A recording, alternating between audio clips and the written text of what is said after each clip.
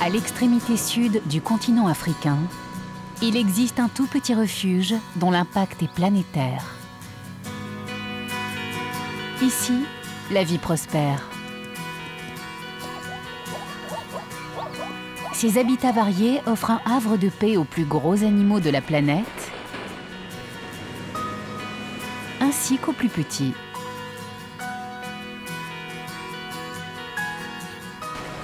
C'est l'histoire d'espèces en voie d'extinction qui reprennent leur place dans la vie sauvage africaine. Voici De Hoop, le sanctuaire de l'espoir.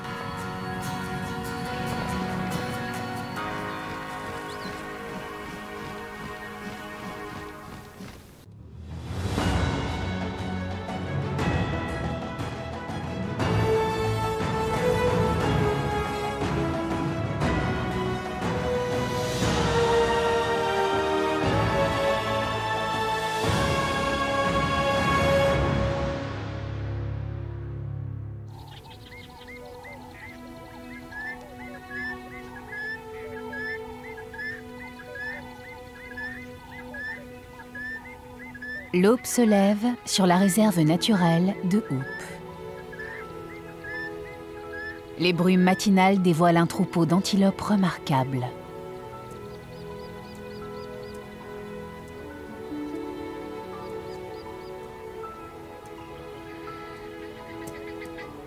Ce sont des Bontebok, un nom afrikaans qui se rapporte à leur robe noire et blanche.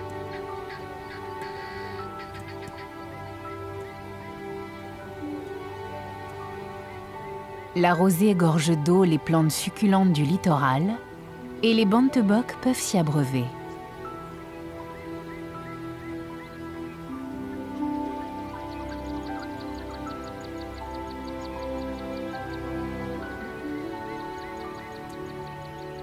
C'est une scène tranquille et les antilopes sont calmes et concentrées sur leur petit déjeuner. Leur présence ici prouve que cette méthode de préservation est un triomphe.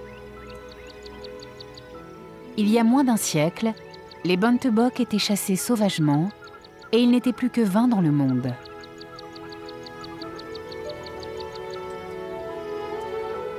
C'est un détail étrange qui les a sauvés. Les Bontebok ne savent pas sauter. Des propriétaires terriens inquiets pour l'espèce avaient enfermé les Bontebok dans des camps. Comme les animaux ne pouvaient pas sauter par-dessus les enclos, leur effectif avait augmenté.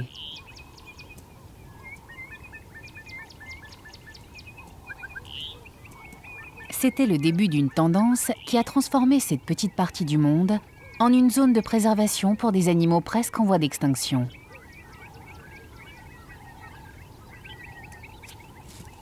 En 1957, la réserve naturelle de Hoop avait été créée comme une zone expérimentale de protection des espèces sauvages où des animaux rares et en danger auraient pu être élevés et leur effectif accru afin de repeupler les zones environnantes.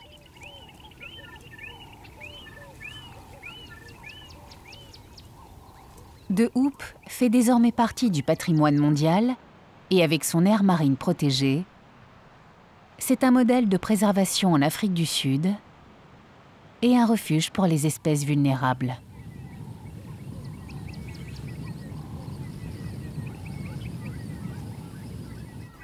Aujourd'hui, le nombre de Bontebok a augmenté jusqu'à presque 4000 individus. Et d'autres espèces ont également pu survivre.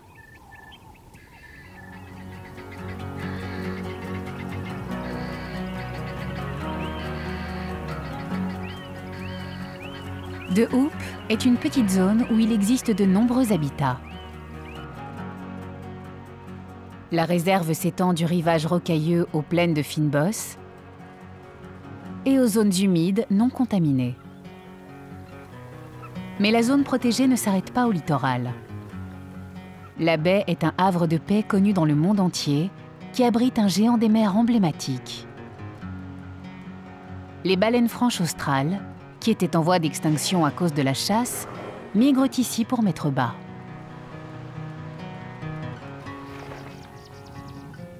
Deux espèces vulnérables, le vautour du Cap et le zèbre des montagnes du Cap, sont tout doucement en train de réapparaître.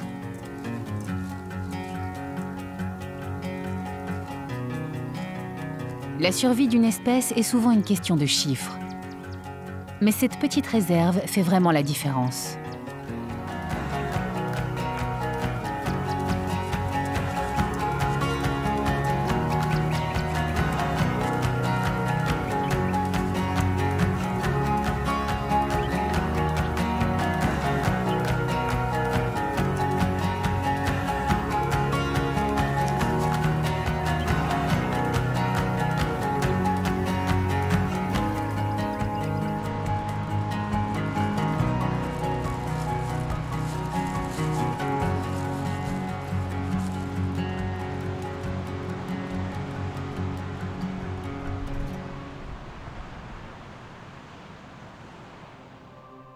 La réserve naturelle de Hoop ne fait que 360 km² et pourrait ainsi tenir 25 fois dans le parc national de Yellowstone.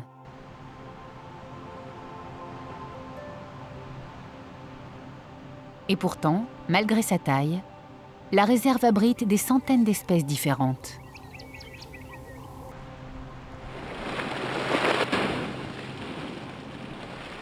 La géographie unique de la réserve de Hoop offre des habitats variés à toute une diversité d'espèces.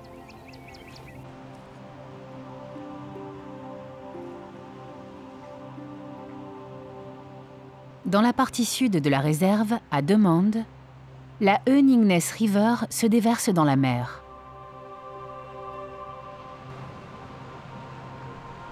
La rivière rejette de grandes quantités de sable dans l'océan.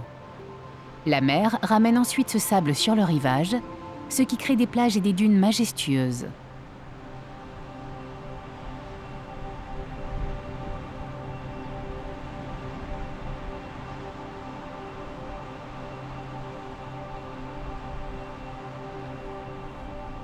À l'est, le littoral devient rocailleux. Des rochers en grès façonnés par les océans et les intempéries forment un paysage spectaculaire.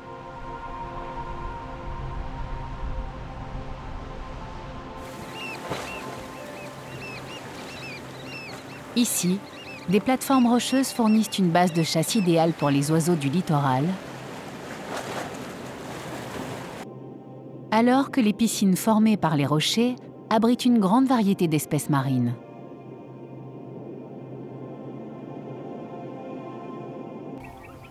Dans les terres, les plaines de plantes grasses et les grandes étendues de buissons fournissent de la nourriture et un abri à de nombreux animaux.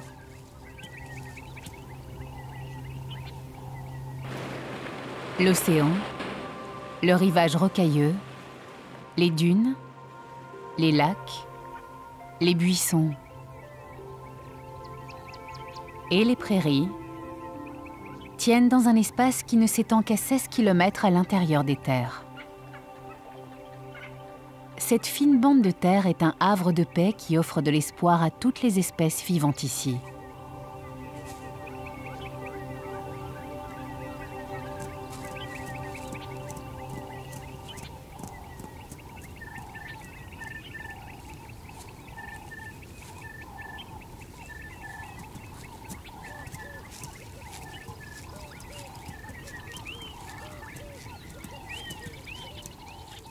Le jour se lève sur la réserve de Hoop et le géant majestueux du parc cherche des pâturages. C'est l'élan du Cap, la deuxième plus grosse antilope au monde. Les élans sont énormes. Ils peuvent peser jusqu'à des centaines de kilos et mesurer 1,80 m au garrot. Pour les chasseurs-cueilleurs indigènes d'Afrique du Sud, ils étaient un symbole puissant d'abondance et de force. Ils immortalisaient l'élan sur de nombreuses peintures sur pierre et dans leurs cérémonies religieuses. Ces animaux étaient essentiels pour l'entrée dans l'âge adulte et pour leurs rituels de danse et de transe chamanique.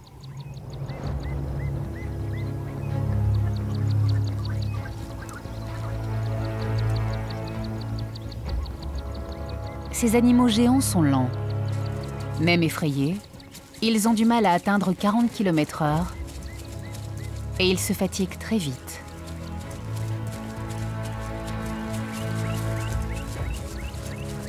Ils ne sont pas rapides, mais ils sont très forts. Quand il est menacé, cet animal peut faire un bond de 3 mètres sans prendre d'élan.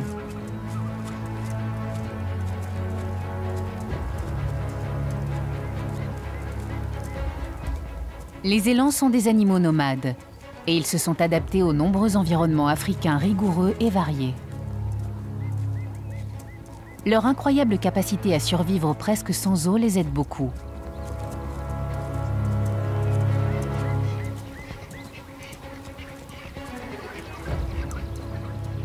Ce sont des animaux sociables qui forment de grands troupeaux, mais qui ne défendent pas qu'un seul territoire. Ils aiment paître aux côtés d'autres espèces.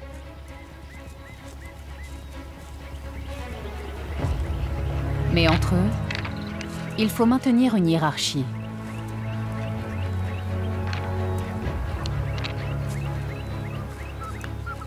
Pour s'affirmer, la physiologie de ce gros mâle a évolué de façon extraordinaire. Ses genoux claquent.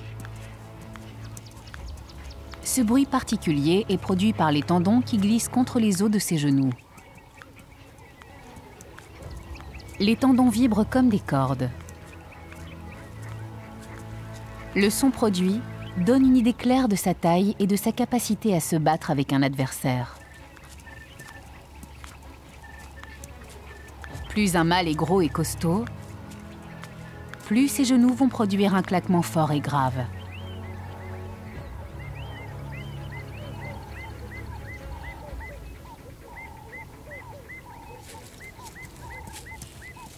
Les élans sont des herbivores qui broutent des petites pousses et des feuilles tendres sur les arbrisseaux et les buissons. Mais profiter d'un tel festin n'a pas que des avantages. Tandis que l'antilope s'appuie contre les arbres et les buissons, des tigres viennent s'enfouir dans ses poils et se planter sur son dos pour sucer son sang. Une fois que la tique est accrochée à l'élan, celui-ci ne sentira pas qu'elle grossit à vue d'œil en se nourrissant de son sang. Mais il y a d'autres insectes gênants qui se trouvent hors de portée de ses dents et de sa langue. Heureusement, il possède 2 outils très utiles. Ses grattes d'eau longs et élégants.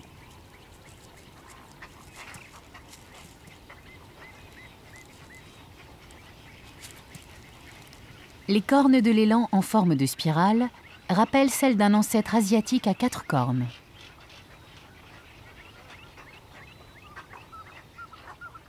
Avec le temps, les 2 paires ont fusionné et se sont entrelacés en forme de tire-bouchon. Cependant, il ne peut atteindre que certains endroits avec ses cornes. Et par chance, il a de l'aide à bord. Les hérons garde-bœufs sont une espèce de héron.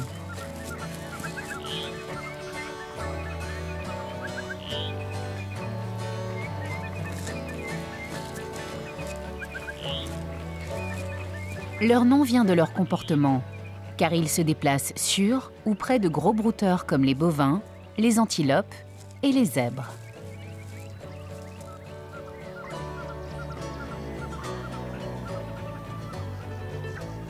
Se déplacer avec le troupeau permet d'accéder à une réserve inépuisable de tiques bien juteuses.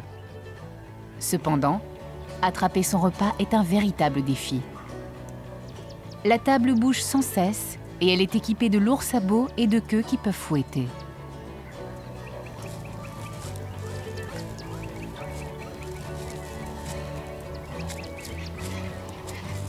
Pour un héron, une tique lente et gonflée de sang est un délice.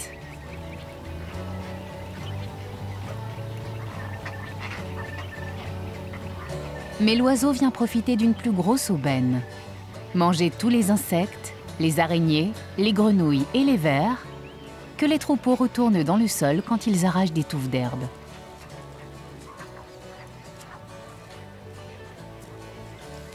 suivre les herbivores et les brouteurs offre de grosses récompenses pour un minimum d'effort.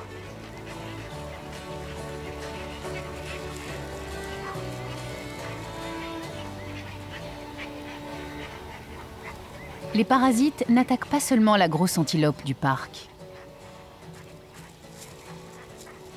Ils s'accrochent sur tout autre gros animal qui passe par là. Dans ce cas, le plus grand oiseau au monde, l'autruche.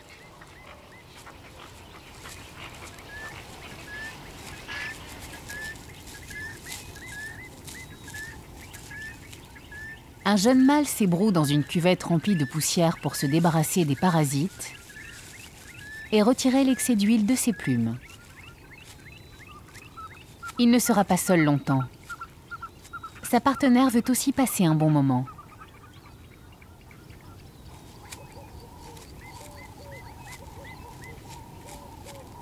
Ils sont allongés sur le sol et se roulent d'un côté et de l'autre avec les ailes bien déployées pour n'oublier aucun endroit.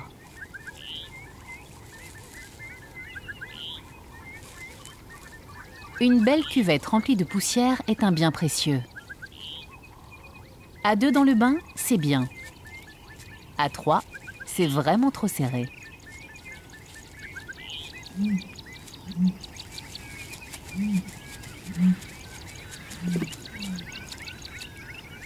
Le plus haut et le plus lourd des mâles peut faire 3 mètres de haut et peser plus de 150 kilos.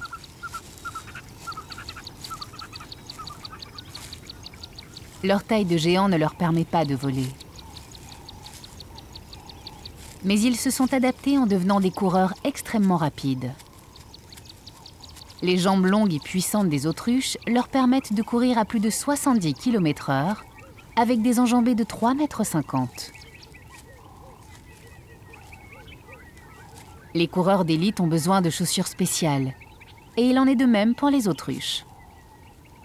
La plupart des oiseaux ont 3, voire 4 orteils à chaque patte, mais l'autruche n'en a que 2.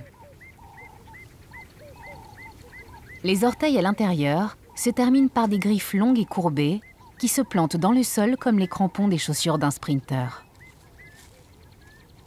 Elles utilisent aussi leurs griffes pour se défendre.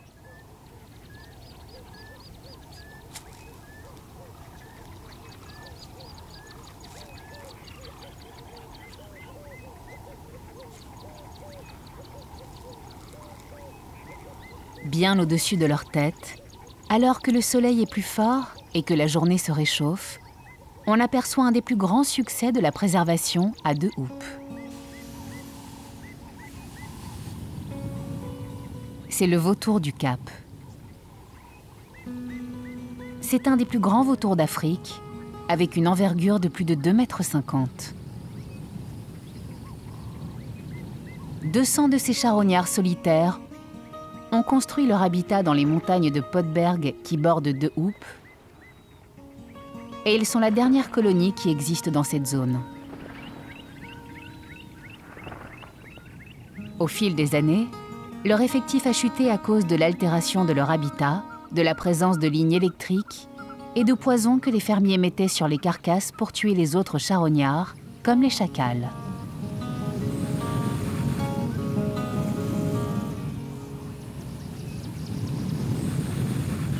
Dans les années 70, cette zone ne comptait plus que 30 vautours. Mais grâce à un changement dans l'attitude des fermiers locaux et grâce à ce havre de paix, le nombre de ces charognards insaisissables continue à grimper.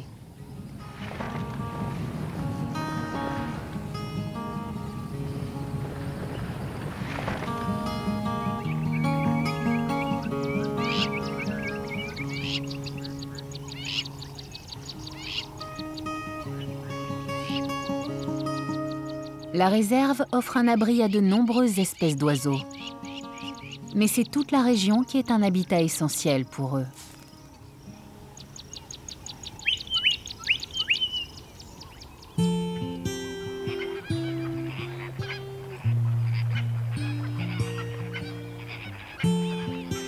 À l'ouest, au-delà des limites du parc, s'étend un estuaire où se nourrissent les flamants roses.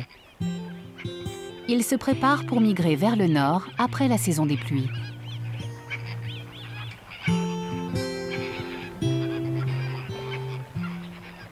Quand ce sera le moment, ils feront 1000 km en volant au-dessus des déserts de Namibie et du Botswana. Si la pluie a été assez abondante, ils s'accoupleront là-bas. Sinon, ils reviendront dans cette région.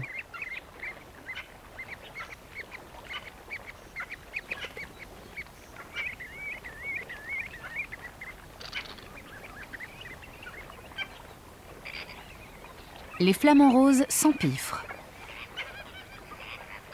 Ils filtrent leur nourriture et ici, ils ont de quoi manger.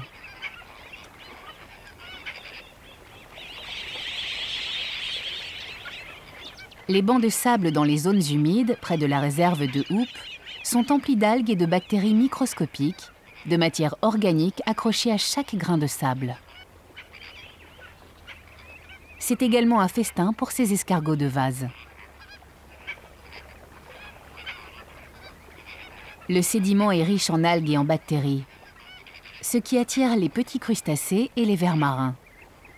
Les flamants roses peuvent ainsi en profiter pleinement.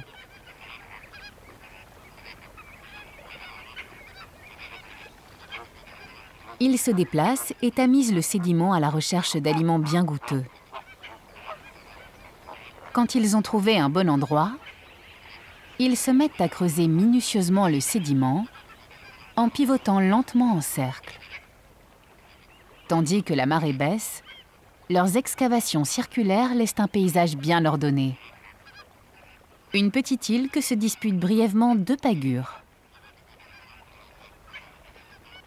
À l'ouest, le rivage est une étendue de sable, mais à quelques kilomètres à l'est de la réserve, il est totalement différent.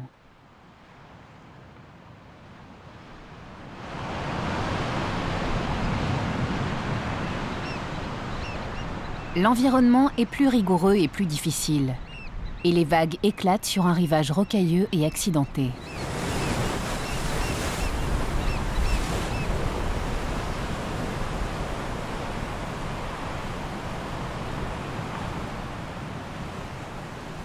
Ce milieu hostile à tous ne l'est pas pour les berniques et les moules les plus coriaces. Et pour cet oiseau, ça tombe bien.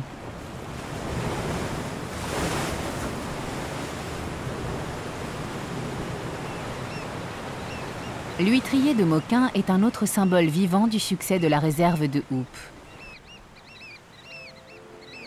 On ne le trouve qu'en Afrique du Sud.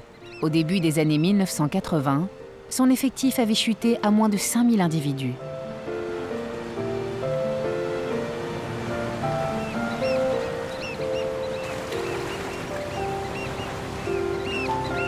Les huîtriers de Moquin construisent leur nid sur le sol, ce qui les rend très vulnérables. À cause des animaux en maraude, des véhicules tout-terrain, de l'activité humaine envahissante, cet animal fascinant du rivage rocailleux était presque condamné.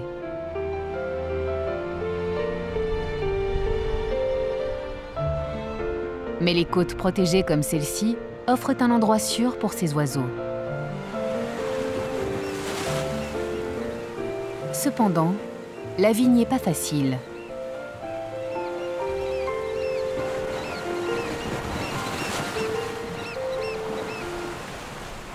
L'huîtrier de Moquin doit se restreindre à un bout de terre étroit et dangereux, la zone intertidale.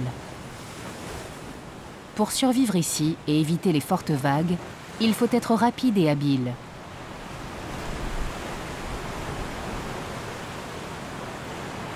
Il se nourrit à marée basse quand les crustacés sont à découvert.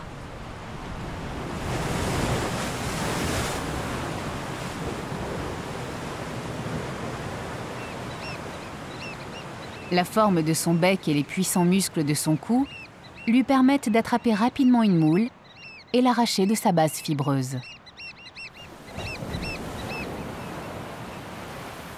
Pouvoir s'envoler rapidement est essentiel.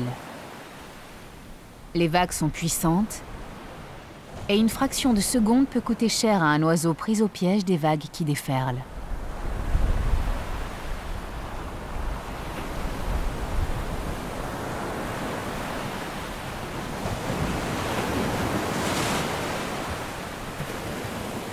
À l'abri des vagues, il décortique sa proie.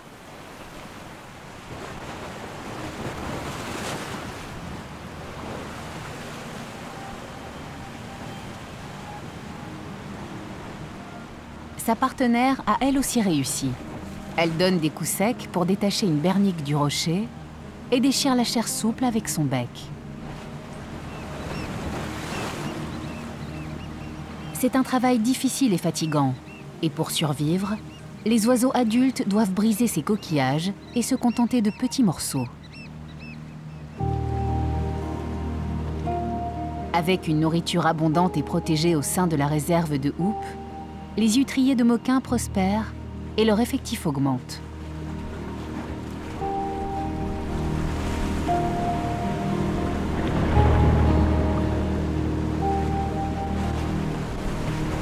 Tandis que la marée monte, les huîtriers de Moquin se retirent.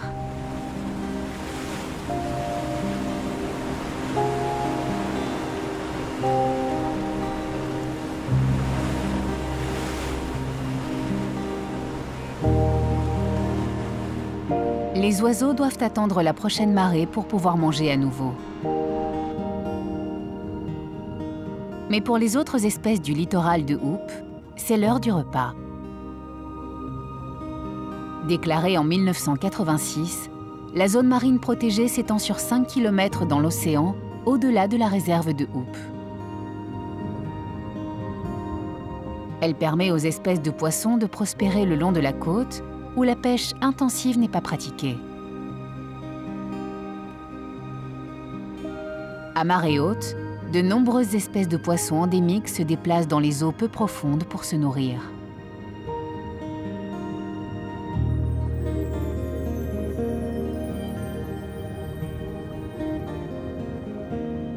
Les creux dans les rochers qui se remplissent de plantes et d'animaux marins deviennent un terrain de chasse idéal pour un des prédateurs les plus rusés de cette côte, le poulpe. Cet animal extrêmement intelligent chasse les crabes et les langoustes. Il se déplace facilement entre la terre et la mer à la recherche d'un repas parmi les rochers.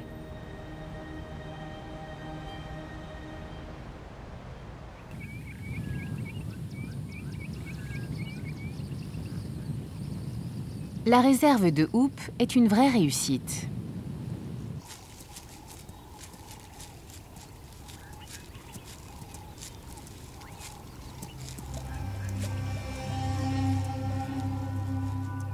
En dehors de la baie, la star de la zone marine protégée à de Hoop rentre à la maison pour se reproduire.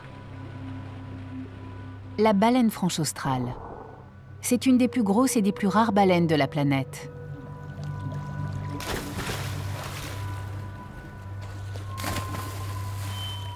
Ces animaux géants ont effectué un long voyage et ont quitté les eaux glaciales de l'Antarctique où ils trouvaient leur nourriture. Ils ont voyagé en direction du nord vers les côtes plus clémentes de l'Amérique du Sud, de l'Australie et de l'Afrique.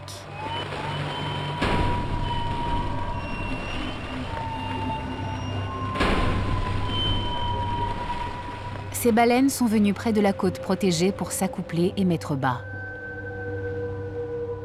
C'est le plus grand rassemblement de leur espèce dans l'hémisphère sud.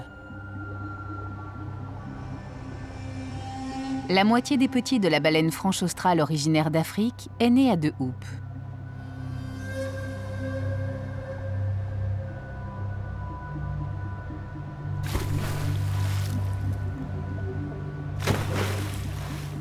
Ces animaux sont des trésors inestimables. La nouvelle génération pousse doucement cette espèce loin de la menace d'extinction qui pesait sur elle il y a seulement 80 ans.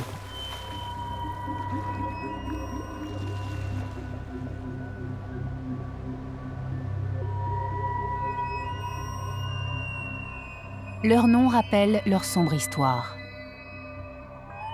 Les baleiniers les appelaient franches, car elles se comportaient en vraies et bonnes baleines à capturer. Ces animaux dociles et intelligents étaient des cibles faciles. Et comme elles sont riches en huile, lorsqu'elles mouraient, elles flottaient en surface.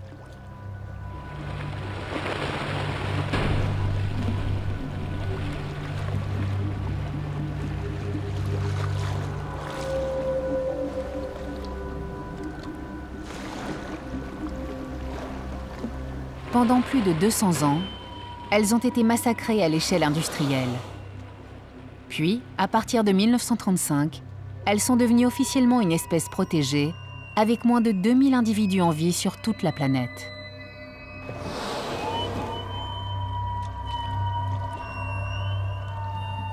Mais les vrais efforts de préservation ont commencé à payer.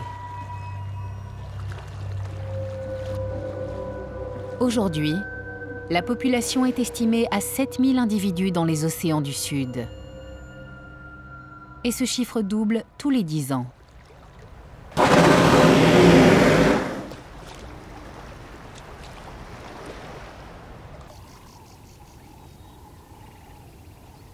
À De Hoop, les dunes forment une barrière entre l'océan et la Terre. Cette barrière est bien plus mobile qu'elle n'y paraît.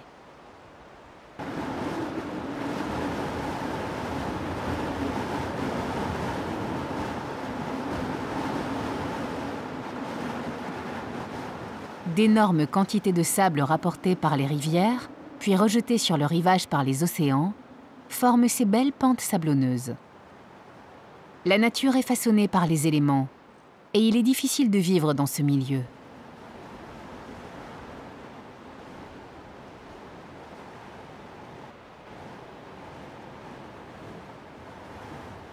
Mais certaines espèces ont élu domicile ici. L'Acontias meleagris est dans son élément. Il vit et se nourrit sous le sable.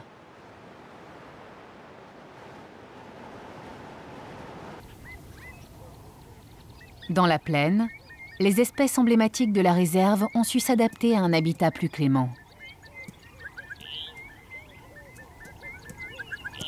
Ces bontebok doivent également lutter pour la survie de l'espèce. C'est la saison des amours et les animaux sont impatients. Cette femelle est prête à s'accoupler et les mâles commencent à parader. Un jeune mâle court rapidement sur le territoire voisin en exhibant ses prouesses. Les femelles l'ont remarqué, tout comme le mâle dominant. Pour celui-ci, c'est une provocation délibérée à laquelle il faut répondre. Les confrontations des bontebok sont plus souvent des bravades que de réels combats. Mais parfois, des exceptions s'imposent et les jeunes prétendants doivent être remis à leur place. C'est une épreuve de force, pas un duel mortel. Ils luttent avec leurs cornes, mais ne tuent pas.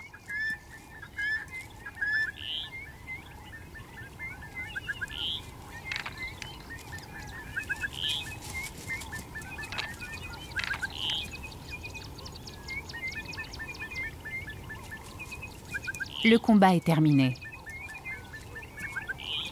L'opposant a été remis à sa place et s'en va d'un pas lourd pour tenter sa chance avec un adversaire moins expérimenté. Le vainqueur a affirmé son territoire et a ainsi choisi ses femelles. Malgré sa victoire, il doit quand même faire la cour. Il s'approche de la femelle, le nez tendu, la tête basse et la queue relevée. C'est ainsi que le bontebok fait sa demande. Si elle est impressionnée, la femelle va se laisser renifler pour voir si elle est prête à s'accoupler.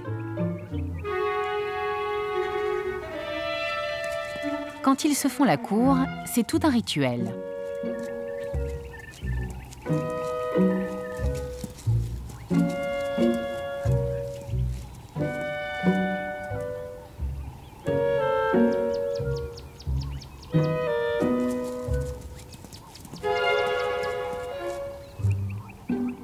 Ce mâle est tellement intrigué par sa partenaire qu'un autre prétendant en profite pour se faufiler sans être vu.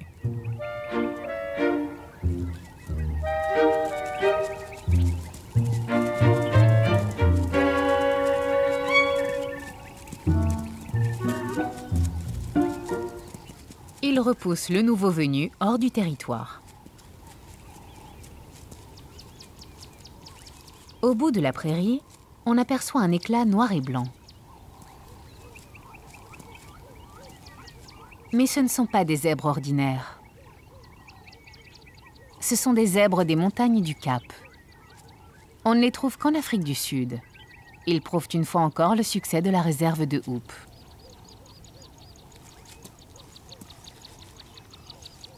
Ce sont d'excellents grimpeurs avec des sabots durs et pointus, parfaits pour marcher sur les pentes rocailleuses.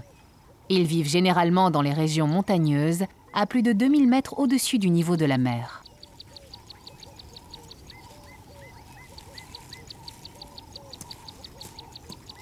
Mais ils ont besoin de pâturages variés et de beaucoup d'eau, ce qui les met en concurrence directe avec les humains.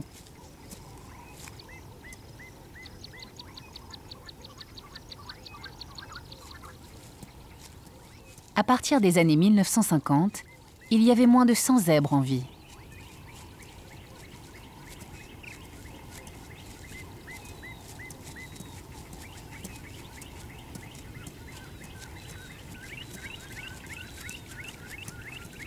Aujourd'hui, grâce aux parcs nationaux et aux réserves comme de Hoop, la population globale actuelle du zèbre des montagnes du Cap est estimée à environ 1500 individus.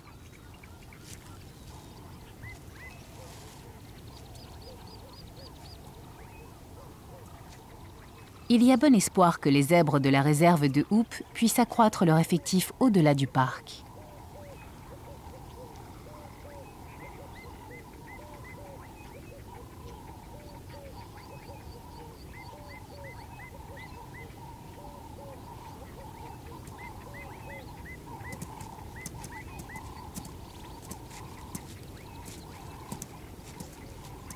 De Hoop est un havre de paix, et les plus grandes espèces qui prospèrent ici n'ont pas de prédateurs.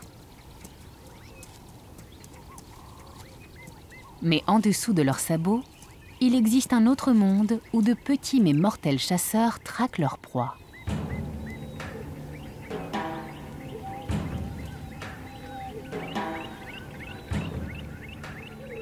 Un bébé cobra du Cap s'aventure hors de son terrier. Ce n'est encore qu'un jeune serpent. En grandissant, il va perdre sa mue et atteindre sa taille adulte d'environ 1,50 m. Quand on est aussi petit, les dangers sont partout. Quand il sera adulte, on le traitera avec bien plus de respect et on le craindra, car ce sera l'un des serpents les plus dangereux d'Afrique.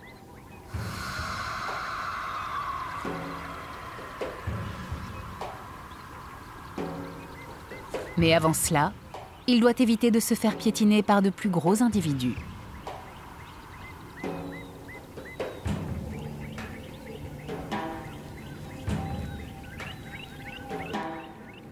Cependant, quand il s'agit de poison, la taille ne veut pas toujours dire qu'il y a danger. Un scorpion creuseur du Cap en voie d'extinction est en alerte rouge. Il se prépare pour se défendre d'un intrus.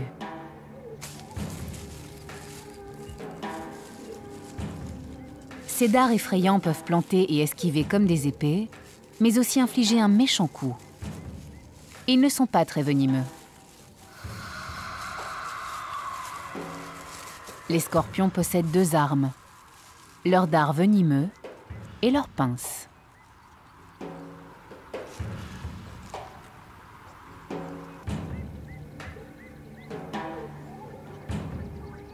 Les scorpions moins venimeux doivent avoir deux pinces plus grosses et plus fortes pour tuer leur proie et repousser leurs rivaux. Le scorpion noir grimpant semble mortel. Mais sa grande pince indique que sa piqûre n'est certainement pas bien douloureuse.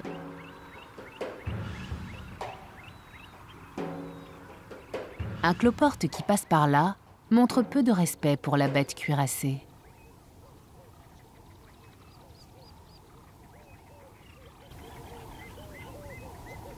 À de Hoop, le sol est principalement sablonneux et calcaire.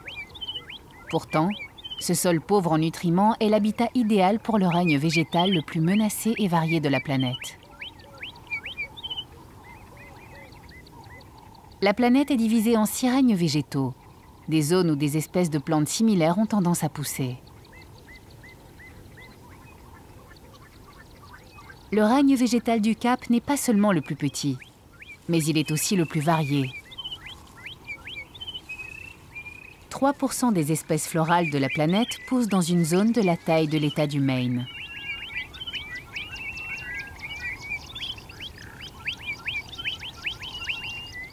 « 80% de cette flore est composée de fynbos.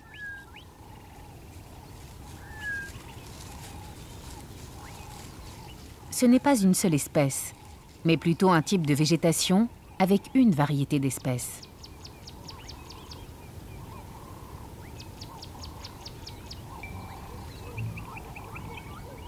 Un minuscule chasseur se déplace dans ce monde floral.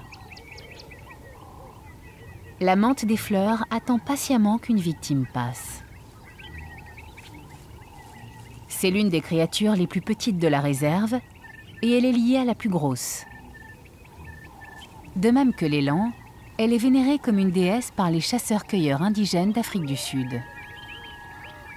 Le nom de la menthe correspond au dieu suprême de leur peuple, le dieu farceur Kagun. Ils pensent que Kagun a créé l'élan.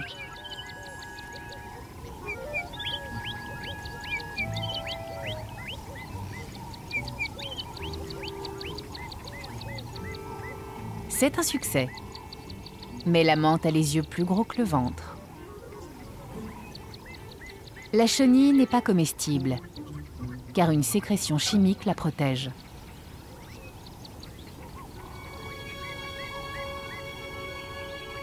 Un peu plus bas, un repas potentiel d'étal non loin de là. C'est un cafard bien juteux, mais la menthe sait que lui aussi n'est pas au menu.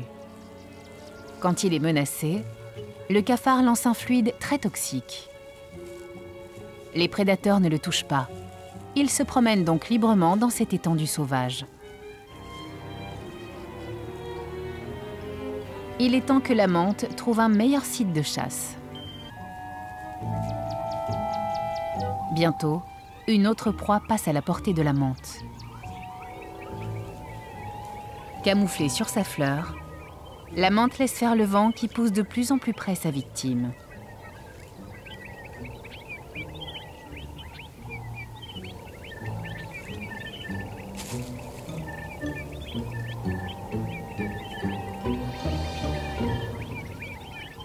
Un repas copieux pour un prédateur petit, mais féroce.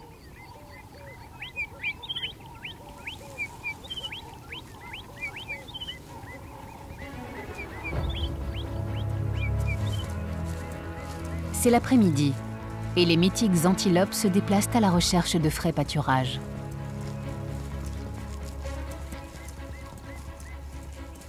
C'est une caravane majestueuse qu'un couple d'autruches a rejoint. Les jeunes élans ont l'habitude de rester ensemble et forment une garderie paisible à l'arrière du cortège. C'est une autre génération d'élans qui va grandir à l'abri et dont l'avenir est assuré.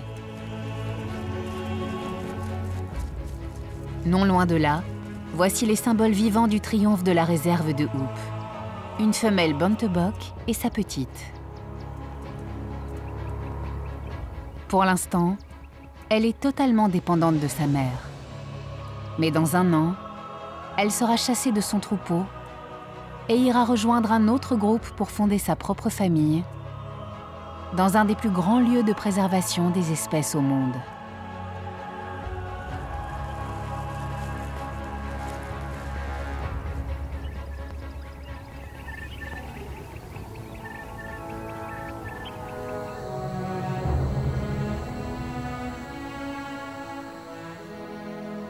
Le crépuscule tombe à l'extrémité sud du continent africain.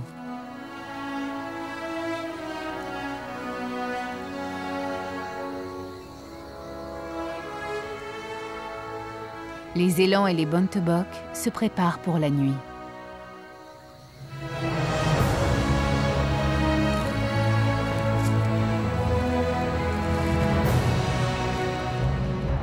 Dans la baie, des baleineaux se serrent tout contre leur mère.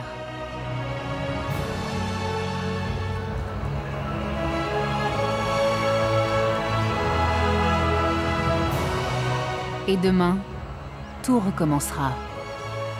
Un nouveau jour sur une terre pleine d'espoir.